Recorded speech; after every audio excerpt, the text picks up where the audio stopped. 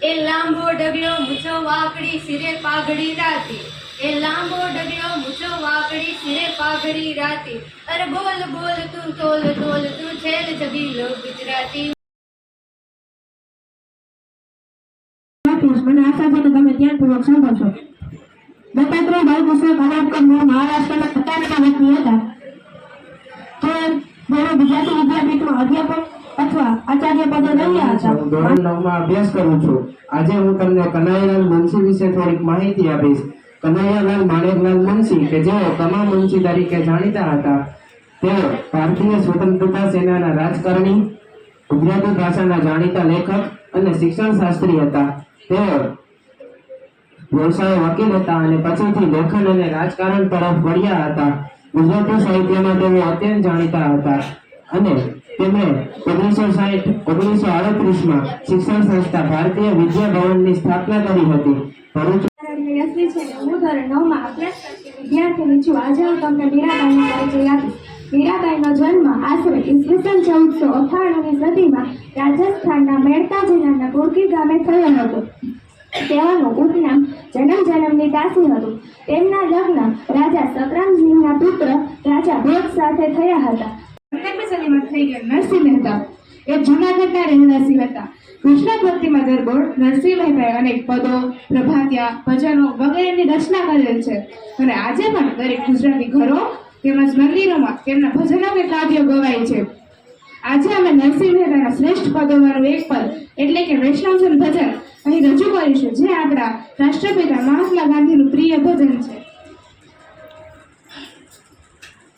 વૈષ્ણવજન તો તેને કહીએ જે પીડ પરાઈ જાણે રે, પર દુખે ઉપકાર કરે તો એ મન અભિમાન નાણે રે. વૈષ્ણવજન તો તેને કહીએ જે પીડ પરાઈ જાણે રે. ઝવેરચંદ મેઘાણીનો જન્મ 28 ઓગસ્ટ 1896 ના રોજ સુરેન્દ્રનગર જિલ્લાના ચોટીલા તાલુકામાં થયો હતો. તેઓનું મૃત્યુ 9 માર્ચ 1947 ના રોજ થયું હતું. તેઓનું મૂળ વતન બગસરા હતું. તેઓએ ભાવનગરની સામરદાસ વિદ્યાપીઠ કોલેજમાં અભ્યાસ કર્યો હતો. તેઓએ 1926 માં વેણીના ફૂલ દ્વારા કવિતા લખવાની શરૂઆત કરી અને તેઓના લોક સાહિત્યના પ્રદાન બદલ તેમને ચાંદલો ને જીજાબાઈને આવ્યા બાળ રે, જીજાબાઈને આવ્યા બાળ. કાળુડાને માતરી જોડે નાના ડુંગરા બોલે, શિવાજીને નીંદર નાવે, માતા જીજાબાઈ ઝુલાવે. પેટમાં પોરીને સાંભળેલી બાળ રામ લક્ષ્મણની વાત રે, બાળ રામ લક્ષ્મણની. હું ધોરણ 9 માં અભ્યાસ કરું છું. આજે હું તમને એક લઘુકથા કહીશ જેનું નામ છે પંડ્યના, જેમાં એક વ્યક્તિની ગરુડા પ્રત્યેની લાગણી વ્યક્ત કરાવે છે. ડોશીનું મન ક્યારનો આકળ વિકળ થતું હતું. બીજા બધા ગલુડિયા પાછા આવી ઢાળિયામાં જઈ તૂટ્યો વાળી પડ્યા હતા. બોલાવો બની માને બોલાવો, બોલાવો રે બોલાવો બની માને બોલાવો, બોલાવો રે બોલાવો બની માને બોલાવો. બની માને બોલાવો રે ઘુમરિયું રે ઘુમરિયું, બની માને બોલાવો રે ઘુમરિયું રે ઘુમરિયું. અમની કાકીને બોલાવો રે ઘુમરિયું રે ઘુમરિયું, અમની કાકીને બોલાવો રે ઘુમરિયું રે. બની માને બોલાવો રે ઘુમરિયું રે ઘુમરિયું, બની માં ગઈ છે દોવારે ઘુમરિયું રે ઘુમરિયું. મારું નામ ડોક્ટર ભૂમિકા છે. હું ધોરણ 9 માં અભ્યાસ કરું છું. આજે હું તમને ગુજરાતના પ્રખ્યાત કવિ અબ્દુલ ગની દહેવાલા વિશે થોડીક માહિતી આપીશ. અબ્દુલ ગની દહેવાલાનો જન્મ ગુજરાતના સુરતમાં થયો હતો. તેમનું દિવસો જુદાઈના જાય છે એ ગઝલ ગુજરાતમાં ખૂબ જાણીતી થયેલી છે. પહેલો માળ તેમનું ત્રિઅંકી નાટક છે. નિરાંત, એકાંત અને ગાતાઝરના તેમના પ્રખ્યાત ગઝલ સંગ્રહો છે. દિવસો જુદાઈના જાય છે એ ગઝલ આજે અમે તમારી સમક્ષ રજૂ કરીએ છીએ. દિવસો જુદાઈના જાય છે એ જરૂર મિલન સુધી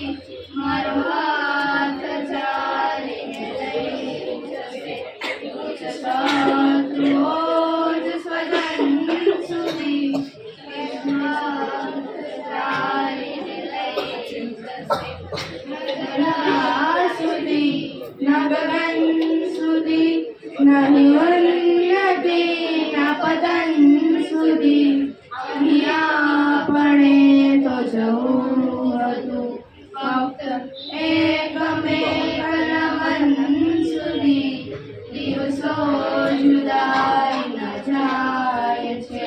દેખાડવા શરૂ કરી રહ્યા છીએ.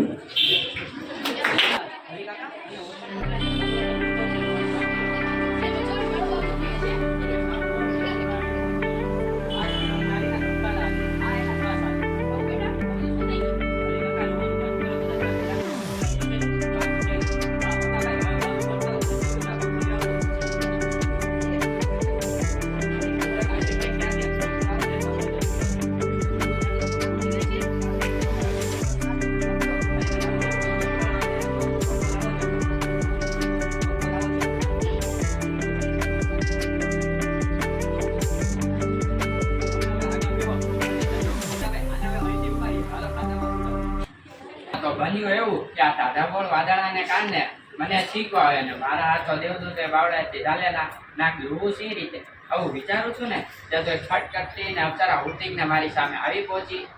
એને એના રેશમી લુગડાથી મારું નાક લૂછ્યું. હું તો મૂંઝાઈ ગયો અને મેં એની સામું જોયું ત્યાં તો હું ડીંગ જ થઈ ગયું. ખબર છે ઈ કોણ હતું? એ તો આપણો દેવલો હતો. દેવલો? હા હા દેવલો. ખારાકોટના મેળામાં પટિયા પાડી નાચતો નતો. એ ચોથી ચોપડી મારું ભેગો ભણતો હતો. હા હા દેવલો પેલો નરસિંહનો છોકરો. નરસિંહનો છોકરો તો 2 વર્ષ પહેલા મરી ગયો હતો ને. એને એડવા પડ્યું. હા હા ઈ જ દેવલો સ્વર્ગમાં અપ્સરા થયો છે. મેં કીધું દેવલા હું અહીં ક્યાંથી? તો કે તમારી નાક જોવા આવી છું બાબુભાઈ. હવે મારું નામ દેવાંશી છે. સ્વર્ગમાં અપ્સરા થયો છે. હા બેટો દેવલો કેવું પડ્યો? પછી શું? દેવલો તો મારો રૂપનો અંબા લાગ્યો હો ચંદુભાઈ. એ તો મારું નાક લૂછીને અંતર ધ્યાન થઈ ગયો. પછી દેવદૂતે મને સ્વર્ગના બગીચામાં ઉતાર્યો. ત્યાં તો જાતના ઝાડ વેલા ફૂલ એક જુઓ ને તો બીજો ફૂલો. ક્યાંક પાણીના ફુવારા ઉડે મગમગા.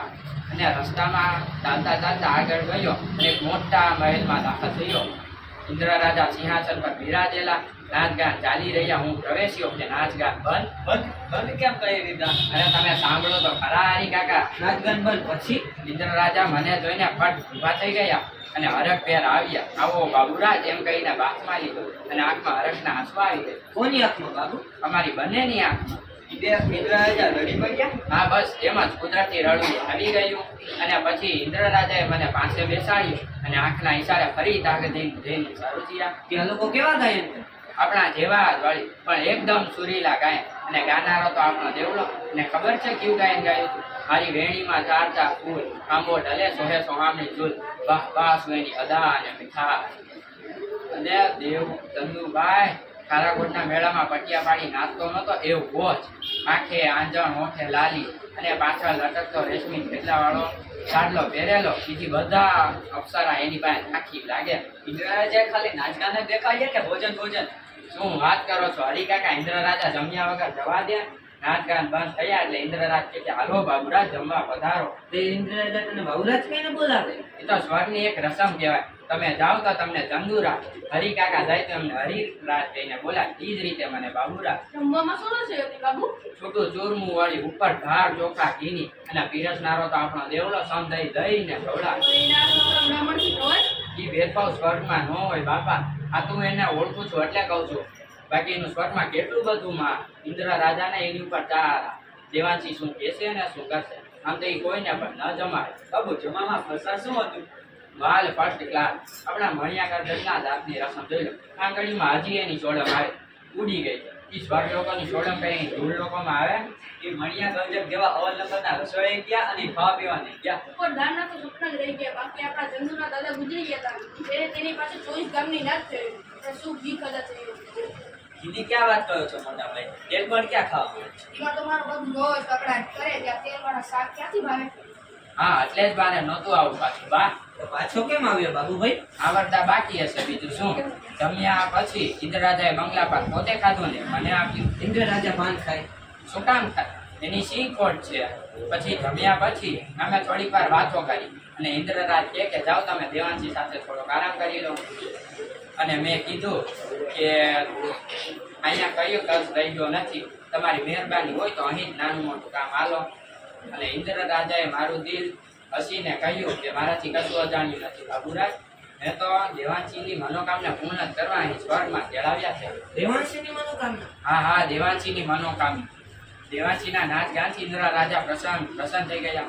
દેવાંશીને વચન આપેલું તારે જોઈએ છે માં. દેવાંશી કહે કે મારો નાનપણનો જીગરજાન દોસ્ત બાબુ એની બહુ યાદ આવે છે. તેડાવું બસ આને જ સાચું દોસ્ત કહેવાય. દોસ્ત એટલે વિદાય વેળા અડધા આકાશ સુધી આવ્યો. બસમાંથી છૂટો જ નહોતો.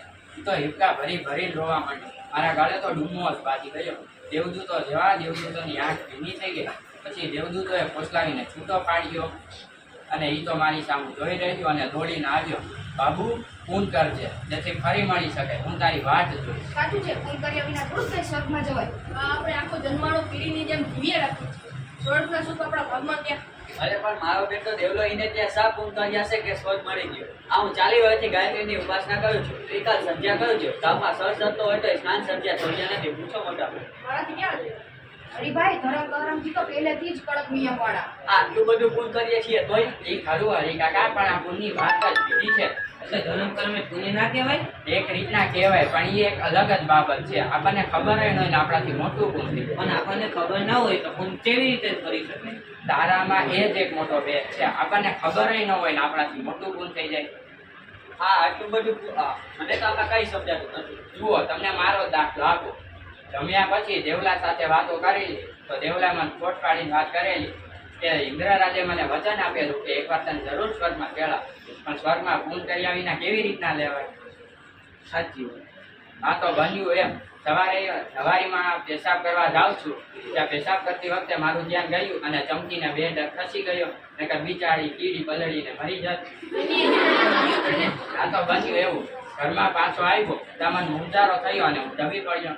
દેવલાએ કીધું આજે તારા અજાણ્યાથી જે થતા પૂન થઈ જ ગયું એને કારણે તું અહીં એક દાડાનો લાવો લઈ શક્યો. માટે પૂન કરજે, પણ કરવા ખાતર ન કરીશ. હિંમત થઈ જવું જોઈએ. કુદરત. મારું બેટું આ તો ભારે અઘરું છે. પૂન આપણે કરવાનું નહીં, એની મેળા થઈ જવું. કુદરતી. કુદરતી દેવલો નાતો ગાતો એમાં એને ભારે છો. મારી ભેગો ભણતો ત્યારે શું ગાવાનું એને ભારે છો, પણ કુદરત. એટલે બબુડા તું શી વાત કરે? આના નાચ ગાન કરે એમાંય સ્વર્ગ મળી જાય. ઈ ખરું હરી કાકા, પણ ઈ કુદરતી હોવું જોઈએ. આપણે તો આમાં કાંઈ ન સમજીએ. હું જાઉં ત્યારે મોટાભાઈ અને બાબુને સુવા દેજો. હું એમને એમ થઈ જવું છે કુદરતી. આપણે તો આમાં કાંઈ ન સમજીએ. ચાલો કાશીભાઈ, હું પણ જાઉં ત્યારે. ચાલો બાબુભાઈ આવજે. આવજે તંદુર. બહુ બેટા હવે તું આરામ કર તાર. પૂન કરવું જોઈએ, પણ કરવા ખાતર નહીં. હિંમત થઈ જવું જોઈએ. કુદરત વસ્તુ. માત્ર ને માત્ર ભણવા આવ્યા નહીં, પણ આવા નાના નાના કાર્યક્રમોથી શું થાય કે આપણી આંતરિક શક્તિઓ ખીલે અને આપણને એમ થાય કે ના આપણે કંઈક કર્યું.